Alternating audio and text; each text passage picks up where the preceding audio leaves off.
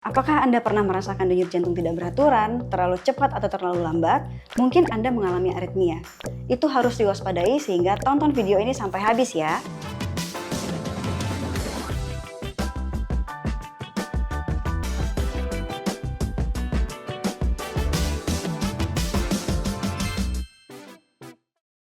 Hai sahabat Siloam, saya Dr. Rizky Astria Farindani, spesialis jantung dan pembuluh darah. Saya berpraktek di Rumah Sakit Siloam Jantung Diagram. Hari ini kita akan membahas tentang aritmia jantung.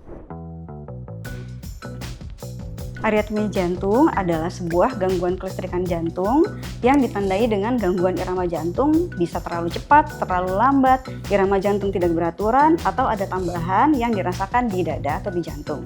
Irama jantung yang terganggu biasanya berkaitan dengan penyakit kardiovaskular sendiri maupun non-kardiovaskular. Penyebab aritmia bisa berupa sebuah penyakit jantung itu sendiri seperti gangguan murni kelistrikan jantung atau dari luar jantung seperti penggunaan kafein yang berlebihan, penggunaan alkohol yang berlebihan, gangguan hormonal, stres, anemia, gangguan elektrolit, penggunaan obat-obatan, dan banyak hal yang lainnya. Atau bisa dikarenakan oleh penyakit jantung bawaan sejak lahir. Irama atau detak jantung yang normal berkisar 60-100 kali dalam 1 menit. Apa saja tipe-tipe aritmia yang perlu diketahui? Pada umumnya ada 4 tipe.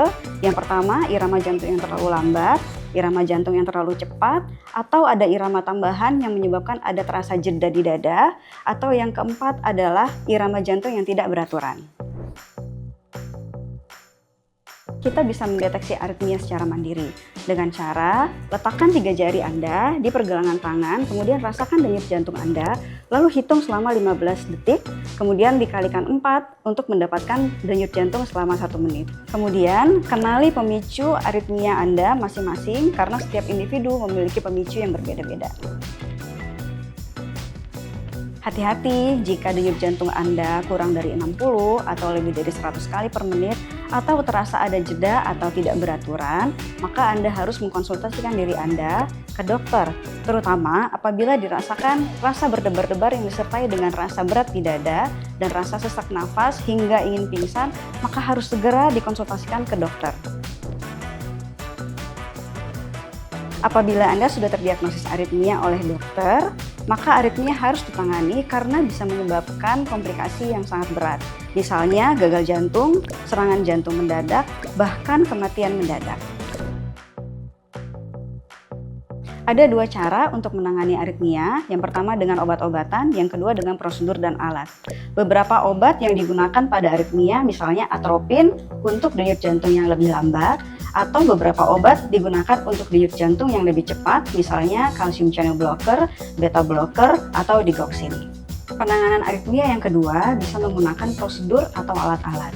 Misalnya menggunakan kardioversi yang ditujukan untuk mengembalikan denyut jantung atau irama jantung ke denyut jantung normal, atau pacu jantung, biasanya kita sebut dengan pacemaker, yang digunakan untuk denyut jantung yang terlalu lambat sehingga bisa tercapai denyut jantung normal, atau salah satunya adalah alat defibrilator untuk memberikan kejut jantung apabila terdapat denyut jantung yang berbahaya, serta prosedur ablasi yang ditujukan untuk mengembalikan irama jantung yang tidak normal menjadi normal kembali. Setelah mendapat obat dari dokter, yang harus Anda lakukan di rumah pertama adalah kenali pemicu dari aritmia Anda.